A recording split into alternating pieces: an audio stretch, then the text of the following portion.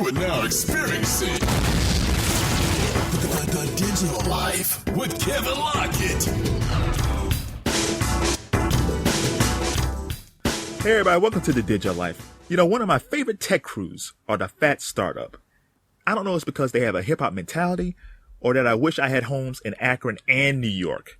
But I'm always inspired by the Phat startup's business moves and inspirational newsletters. Last year I had a chance to interview co-founder James Lopez on the first Tech 808 conference. And on today's show, I'm talking to another co-founder, Jesal Trivedi, on this year's Traveling Tech 808 conference, how to build a virtual team, and most importantly, fashion tips to help step up my clothing game, which I really need help. So without further ado, here's my conversation with the Phat startup's Jesal Trivedi. Okay, we're talking to Jesal Trivedi from the Phat startup. How are you doing today? I'm doing good. Thank you for having me on. You know, it's interesting because, I like doing research on people because I want to be well prepared. So I went to your website, and after seeing your website, I need to get my fashion game up and my website design up. Because mine is so plain and my clothes are so horrible. So you're inspiring me to be better. Well, I appreciate that. Thank you. So I talked to one of your co-founders, James Lopez, a few months ago about Tech 808, and today we're going to talk about virtual teams. But before we get into that, a little bit about you. How did you get into mobile app design? So I was always interested in interactive technologies, more on how things are designed and how people use them. And so my interest sort of just gravitated toward creation and, how people interact with the world. And one of the things that you worked on, which was pretty cool, I'm not sure you did any mobile work for them, but Nike Golf, you did something with Nike Golf. How was that? Yeah, so it was interesting. That was back at my time when back in my previous life when I was an innovation consultant. And we basically worked with Nike Golf to come up with 15 different strategic initiatives.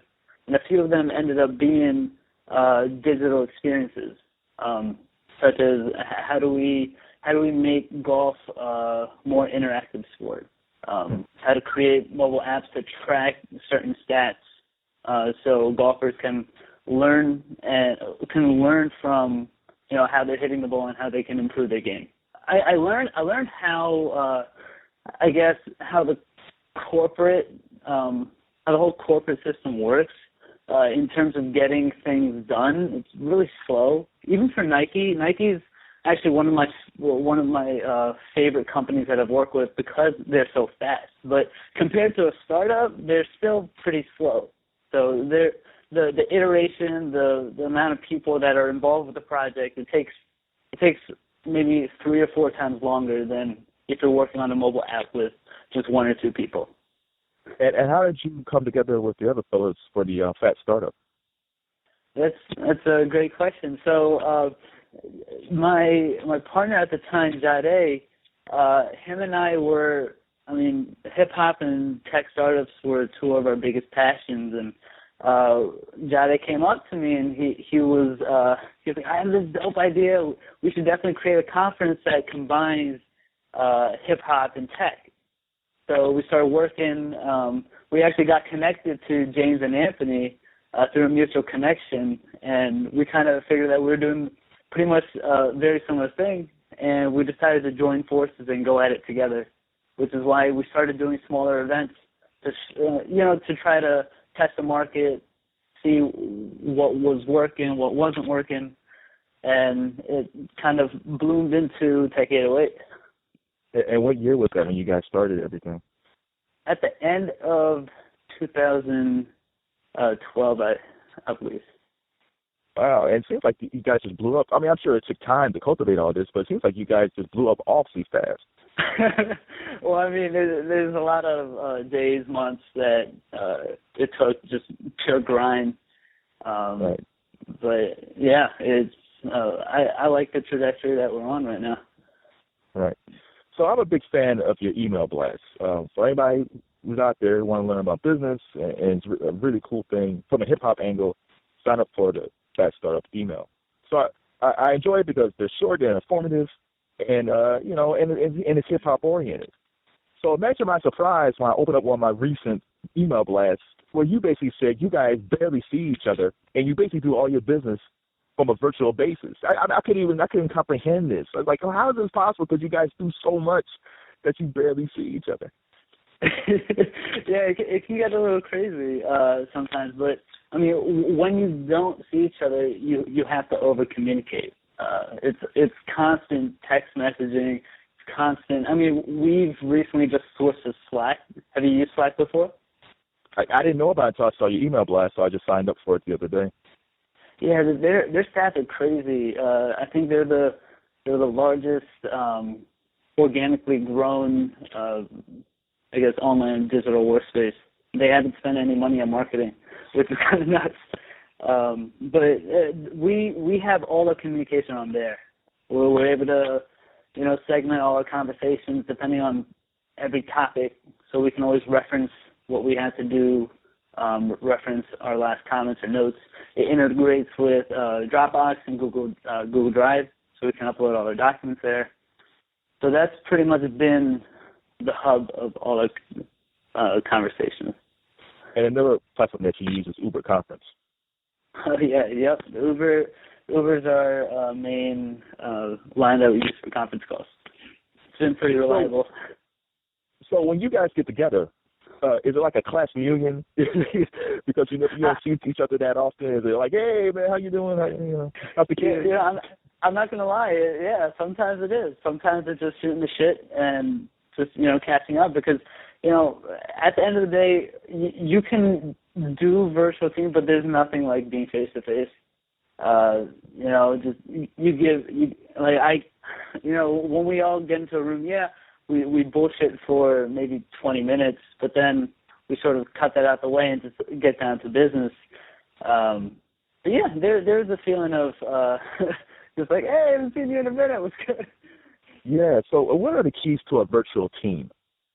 The keys to a virtual team, well, definitely one has to be, you have to get the right people to I guess throw them in the mix. You need go-getters. You need people that, at the end of the day, you can just give them something to do, or you don't need to give them something to do, and they will go out and find a way and get it done. That's super important, because when you're remote, it's really hard to motivate yourself. So having people that are self-motivated is super key to managing a successful remote team.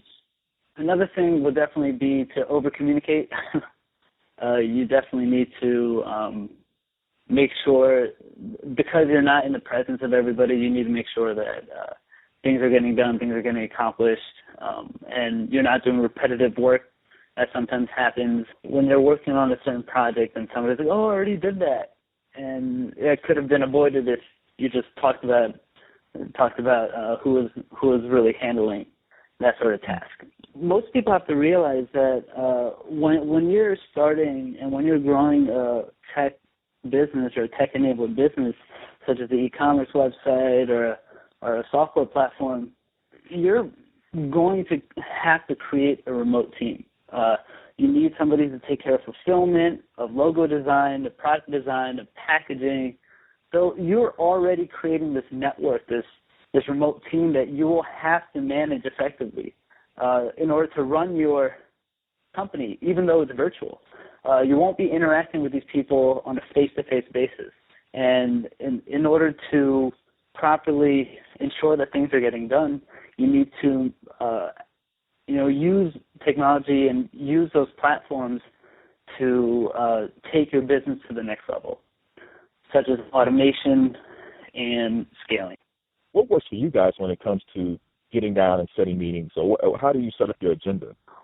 Yeah, so this is one of our biggest, I guess right now it's a challenge, and I feel like it's a challenge of any company. Like, how do you run effective meetings? One, I think you pointed out before, you need an agenda. You need to have a blueprint of what you want to talk about and what action items need to be done or discussed. But I would never use a meeting to hold off a decision. So making sure that everybody knows that the meeting starts at this time, it ends at this time. We're going to go over X, Y, and Z, and there can't be any distractions. No phones. No. If somebody starts talking about some random topic, because it always happens, you always go off on a tangent, and somebody needs to be there to reel it back in and just continue working down the agenda. And what if, let's say there's a tie, like part of the group want to do something and the other part of the group want to do something else. Who's that decision maker to say, okay, we're breaking this tie, we're going to go this direction? Yeah, so I think it all comes down to we're pretty open when we're discussing our opinions and everything. I guess at the end of the day, we have to look at the facts, and we have to look at numbers don't lie, right? So right. we have to use numbers as our guide to, really inform our decision at the end of the day. Because I would say, when you look at it, most arguments are emotional, and breaking away the emotion and the ego from it and just looking straight at the numbers is hard, and it has to be done, and bullshit needs to be called out. But I think numbers are the best way to, sway any position, as long as you have a solid, reasoning behind why that's the right way. And how do you handle time zones? Because when I'm interviewing people, so I'm East Coast like you, so I have to figure out the West Coast, and then I'm talking to someone that's in Amsterdam, so I have to figure out the time zones for that. How do you figure out to coordinate the right times to have group meetings? Time zones suck, man. It all comes down to figuring out the working hours of everybody properly. So I work with developers in India. I know that they're active between 10:30 p.m. to roughly 8:30 in the morning. So I have to sort of open up some time either at the end of my day or at the beginning of my day, just to make sure that things are on the rails, things are still being managed. In terms of setting up meetings, it all comes down to just aligning everyone properly. When you're working with developers in India, working with designers in Seattle, there's only a small window, maybe 3 hours at most, maybe 4, where you can actually have the meeting. So actually figuring out what that time is the best, and then trying to nail down the time with all the parties and just locking it in. And let's say you have a person that's really good, like this person's uber talented, like you have to have this person on your team. However, they are tech averse. They don't do anything. They might still have a flip phone, but you need this person on your team. How do you coordinate that with a person who's really talented, but they hate tech? From my personal experience, we rely on tech so heavily that it would be almost it would unfortunately be super difficult to work with them, no matter how talented they are. At the end of the day, if you don't know how to interact with technology, it's going to make everything very difficult. Because the business relies on Skype, Uber Conference, Slack, Trello. Those are all digital interfaces in which you can communicate, see progress, and catch up.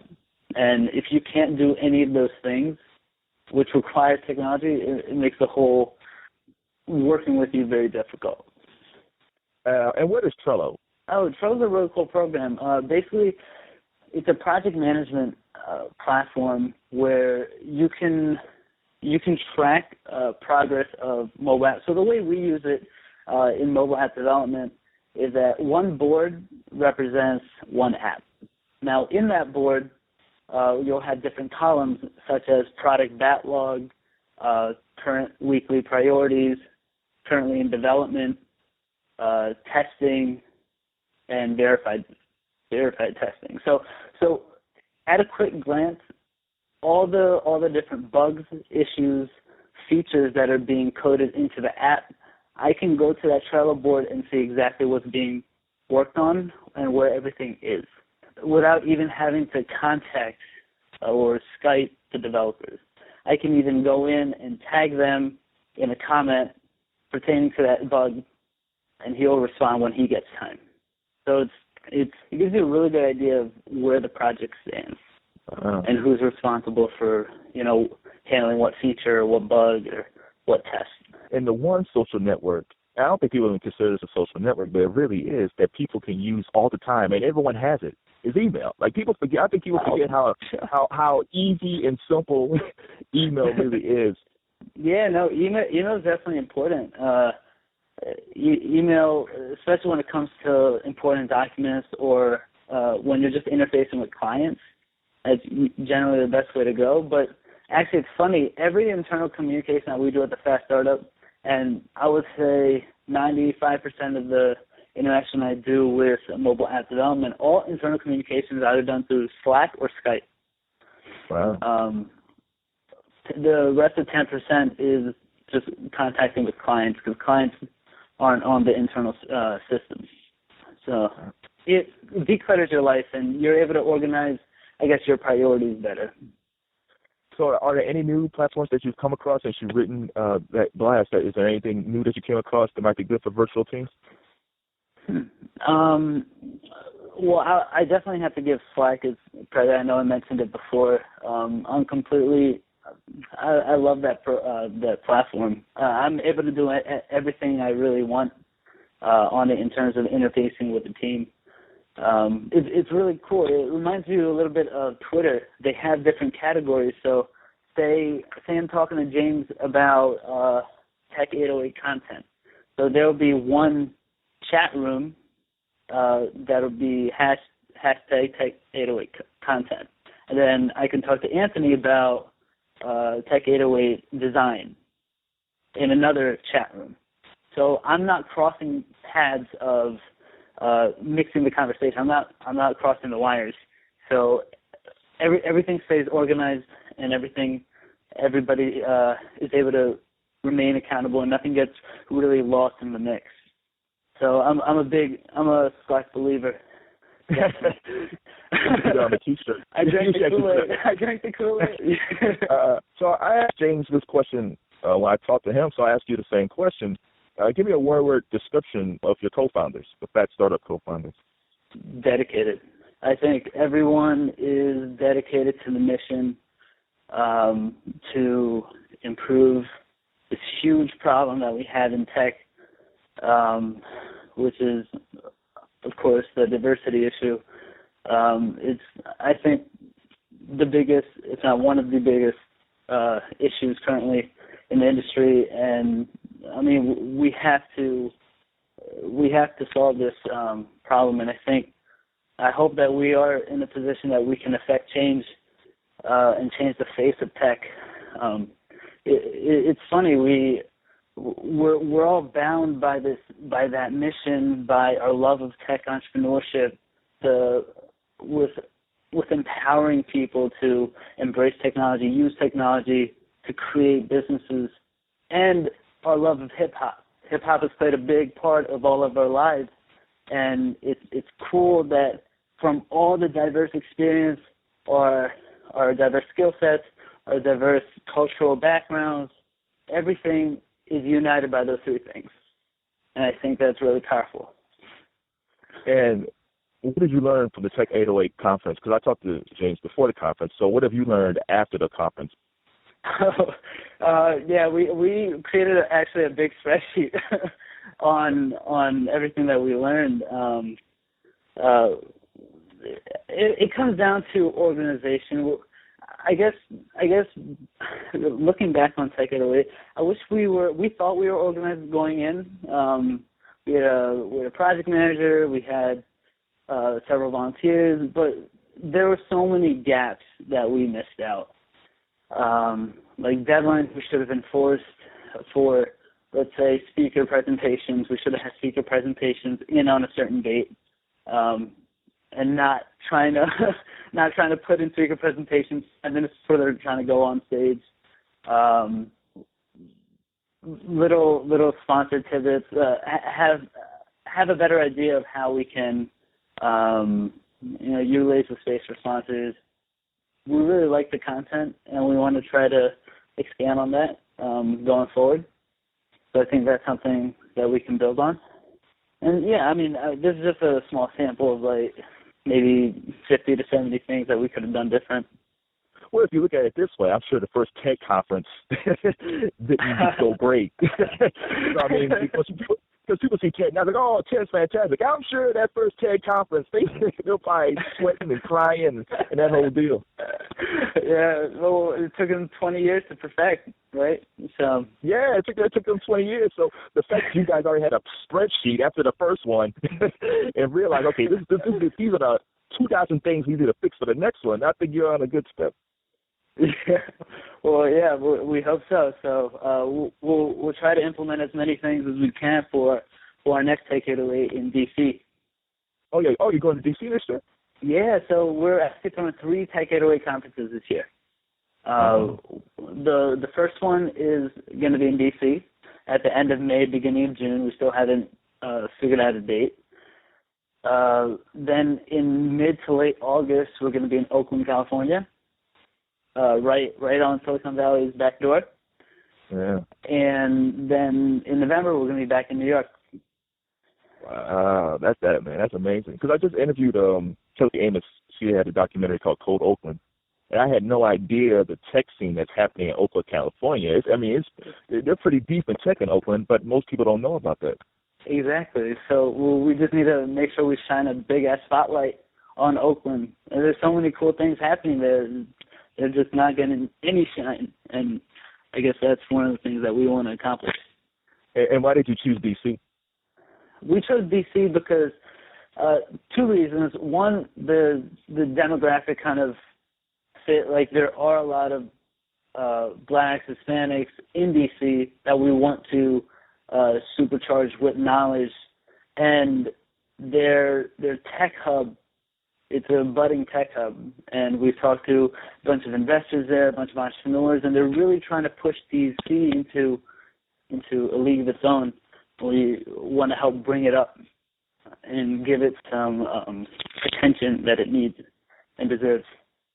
And how would the Oakland and DC one, how would that be different from the New York one? Or would there be a constant theme connecting the 3? There would be a constant theme. Connecting 3. There will be slight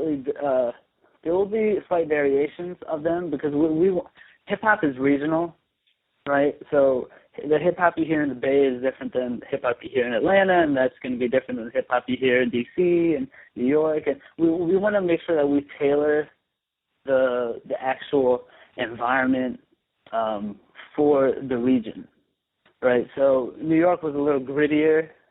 Right, in DC we wanted to go. We were thinking about getting go-go dancers and just having them doing a performance.